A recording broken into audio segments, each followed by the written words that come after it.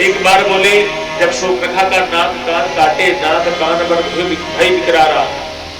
वास्तव में तो नाक कान नहीं काटे हैं, उसका भी प्रमाण है। लोग कहते हैं शूर्पणखा का नाक कान काट लिया लक्ष्मण जी, ये जानते हैं, लेकिन नहीं। वाल्मीकि रामायण में इसका प्रमाणित जो दिया गया है वो ये है कि राम जी से कहती है कि तुम सम पुरुष नपुंसक नारी, यह संयोग विधि रचा विचारी। हमारे जैसी कोई स्त्री नहीं है पूरे ब्रह्मांड में, और तुम्हारे जैसा कोई पुरुष नहीं है, फिर भी तुम मेरे लायक नहीं हो। लेकिन मैं तुमको लाइक करती हूँ, आई लाइक यू, और लाइक करती हूँ और विवाह करना चाहती हूँ। लेकिन राम जी कहते हैं मैंने तो एक नारी व्रत का धारण व्रत लिया है, हम कैसे आपसे विवाह करेंगे। तो शूर्पणखा कहती है तो क्या हुआ, यही आपकी पत्नी है, अरे कहिए तो एक सेकंड में इनको खा जाओ। राम जी कहते हैं इनको खाइए नहीं, हमारे अनुज भ्राता है, आप जाइए उनसे मिलिए, हो सकता है वो शादी कर ले।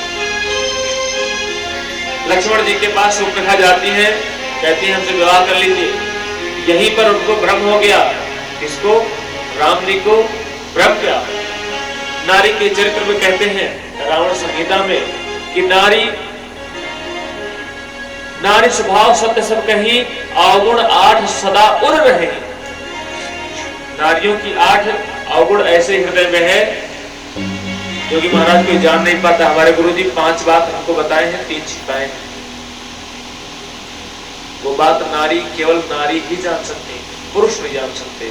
और वो बात नारी अपने पति को भी, ना पिता ना पति ना भाई ना बहन किसी को, यहाँ तक कि अपने हृदय से कभी कान या मुख तक नहीं लाती है महाराज। वो नारी की बात, नारियों के हृदय में जो 8 बात रहती है वो किसी को बताती नहीं है।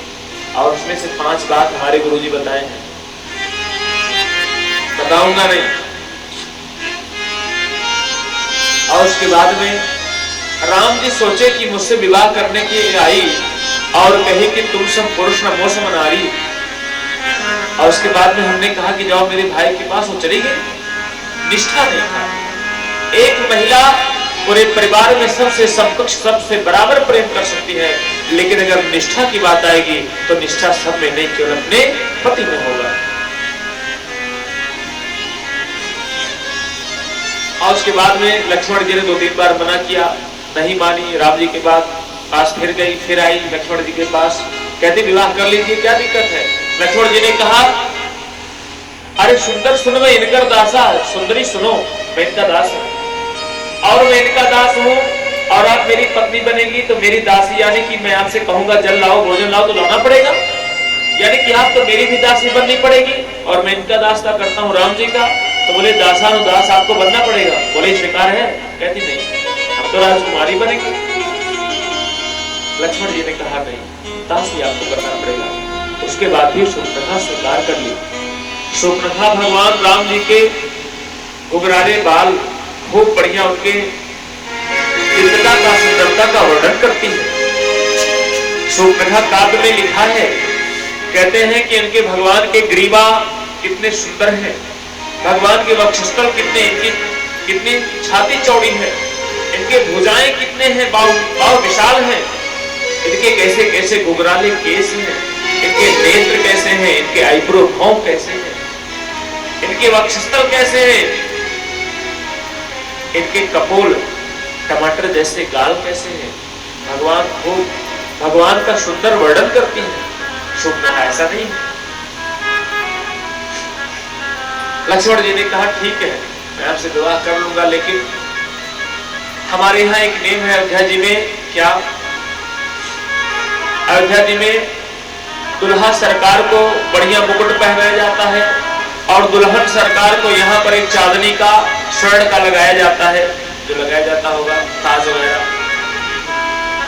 और आपका सर बहुत बड़ा है, आप ताज कैसे पहनेंगी? तो शूर्पणखा ने कहा तो क्या हुआ, ताज बनवा लेंगे हम। लक्ष्मण जी ने कहा नहीं। लक्ष्मण जी कहे कि लड़की के यहां से ताज आता है और वो ताज बनता है लड़के के यहां। यानी कि लड़की के ससुराल में ये बनेगा, यानी कि मेरे अयोध्या जी में आपका ताज बनेगा, क्योंकि आप मेरी पत्नी होने जा रही हैं। और लाइए आपके सर का वो ताज का हम नाप ले लें, क्योंकि आपका सर बहुत बड़ा है, पैसे ऑटोमेटिक हम मंगवाएंगे। और उन्होंने कहा ठीक है, ले लीजिए। भगवान के जो धनुष है केवल उसमें 3 ही बाण रहते हैं, और भगवान कहते हैं जब रावण को मारना था, छाड़ सरासन 31 बाण। भगवान के तरकस में तो 3 ही बाण है, तो 31 कहां से आ गए? कहते हैं भगवान जितना संकल्प लेते हैं उतने बाण हो जाते हैं। और इसकी व्याख्या भी अनेक ग्रंथों में किया गया है कि राम जी जब बाण छोड़ते हैं तो बाण धनुष पे रखते हैं एक, और एक के बाद जो बाण छोड़े, जितना एक बाण का आगे स्पेस है, जगह है, वो जगह है तीर धनुष से छूटने के बाद आगे जाकर के डबल हो जाता है 2। और जैसे ही एक तीर इतना बड़ा है, आगे बढ़ने के बाद जैसे इसका दुगना अपना स्थान लेगा, वहां से 4 बाण हो जाते हैं, और अपने लक्ष्य तक भेदन करते करते जितना लक्ष्य भेदना रहता है उतने बाण हो जाते हैं। ये व्याख्या है। और राम जी के बाण 3 ही रहते हैं, अनेक बाण हो जाते हैं। राम जी के धनुष चैतन्य है। अगर कहने के धनुष यहीं खड़े रहो, नहीं खड़े नहीं। राम जी का धनुष पिनाक धनुष है, और पिनाक धनुष शिव जी का था जो खंडन किए थे। सारंग धनुष था उनका, भगवान विष्णु का। और